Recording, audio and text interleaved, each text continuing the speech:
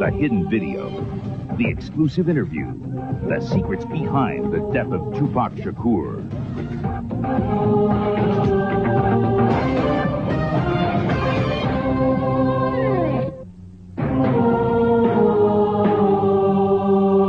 On September 7th, rap's controversial bad boy, Tupac Shakur, was gunned down in Las Vegas.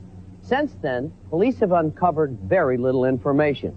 Even Tupac's closest friends and associates at the scene of the crime say they don't know anything. Well, our correspondent, Lena Nozizwe, has gotten inside the investigation.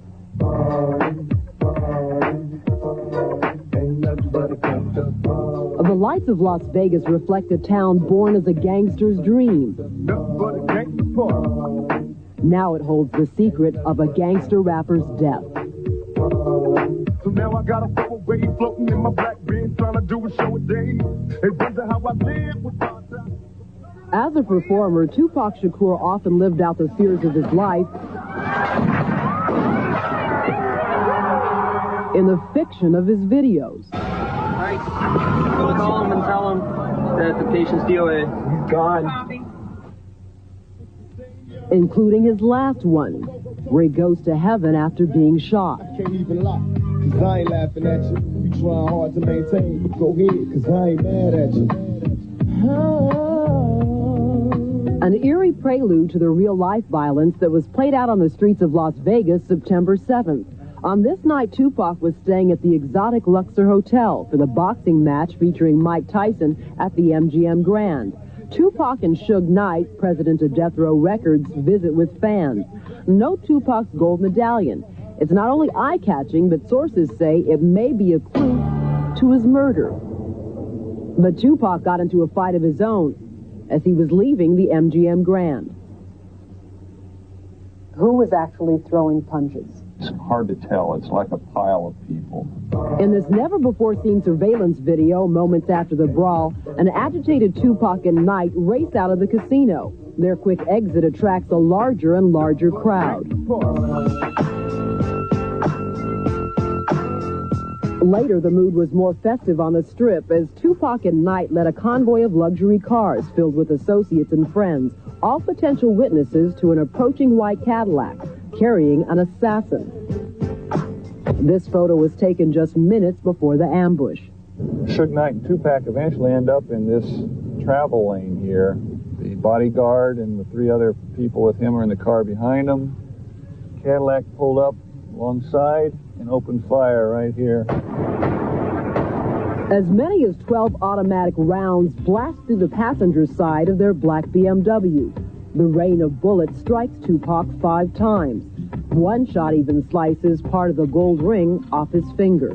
With Tupac mortally wounded, Knight makes a hard U-turn off in the other direction. Mama, I ain't happy here.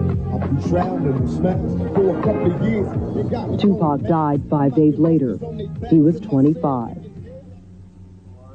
In this first interview since the murder, Las Vegas detectives tell of their continuing frustration investigating what's become their most notorious case. Close friends, close work associates that have not talked to us or don't want to talk to us or are withholding a lot of information that could help us on this. One of those close friends, they say, is Suge Knight. He's hands-on witness. He's 2 feet away farther than Tupac, and he sees nothing. Has he been cooperative? I would say no. But we spent 3 days trying to get him here. I mean, this is a guy joined at the hip with Tupac. He says that he's his brother, and he wants to solve this case. Maybe a half-brother. He didn't try too hard.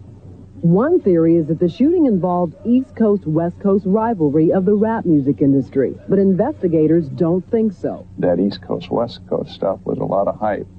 Las Vegas homicide. I got a message here that you called. It says it's involving the Tupac shooting. America's Most Wanted has learned what may be the key to this mystery, a struggle over some very expensive jewelry. Sources say what triggered the fight in the hotel lobby can be traced to an earlier incident that happened here at the Lakewood Mall near Los Angeles. They say someone robbed a Death Row employee of a gold necklace emblazoned with the company logo. They say it's just one of a series of incidents that would lead to the death of Tupac Shakur. Tupac was rarely seen without a big gold or diamond necklace, but this flashy accessory may have been a trophy to some. Rumor has it there was even a bounty on necklaces worn by death row employees. Remember this medallion Tupac was wearing the night of the murder? Well, sources tell us that someone tried to snatch it off his neck. We're told Tupac spotted the man who tried to rob him. That's the reason for the scuffle, and perhaps the murder. After Tupac's death, gang violence in the Compton area of Los Angeles increased dramatically. There were probably somewhere in the neighborhood of a dozen shootings, at least one of which was a homicide. May have been two. Police struck back with Operation Heatwave, rounding up suspected gang members. Las Vegas detectives came along looking for leads. Among those arrested was this man, Orlando Anderson, who quickly became linked to the Tupac case. Why did his name emerge above all others? He's a person that we were just interested in talking to.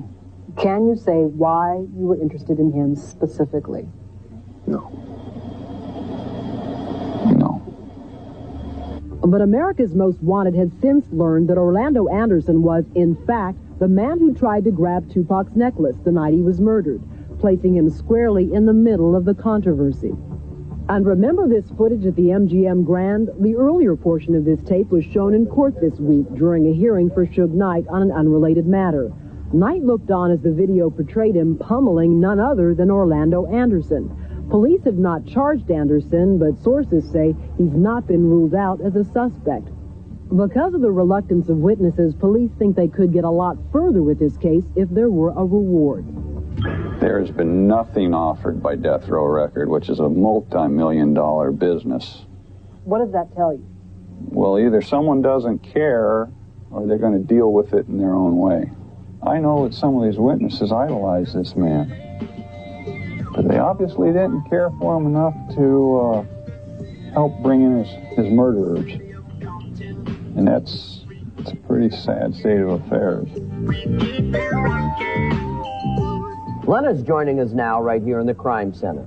Baffling case, Lena. It really is. Can you tell us what's the significance of the attempt to steal Tupac's medallion? Well, the way it's been explained to me, it's not so much that it was an expensive medallion, and it was. It was huge, gold, big chain, but it was to try and get it while Tupac's standing there with his bodyguard in a very public place. That's humiliation. That's diss. And the way it's been explained to me, that's the problem. Challenge, almost. Very much so. Now, there's been a lot of talk in the media lately about Suge Knight, the CEO of Death Row Records. Correct. Tupac's label. Tupac made a lot of money for that label. There's talk about Crips and Blood, rivalry with Bad Boy Records. Why hasn't Suge Knight put out a reward for Tupac's killer? That's a very good question. I haven't been able to ask Suge Knight because I've tried to interview him through his publicist, through his lawyer, and we haven't been able to arrange for one. The cops say that if somebody did come forward with a reward, it would make a big difference because witnesses are very afraid to come forward. And the police believe that there are witnesses out there. We're talking about a very crowded place. This is just off the Las Vegas Strip. There are a lot of people traveling around there, but people are afraid. Well, the police are saying they're either afraid or they don't want to cooperate. Right. Wouldn't you hope that someone would have the guts to call this hotline because they can remain anonymous and solve this case? Someone needs to come forward because that's the only way this case will be solved. Good job, Lena.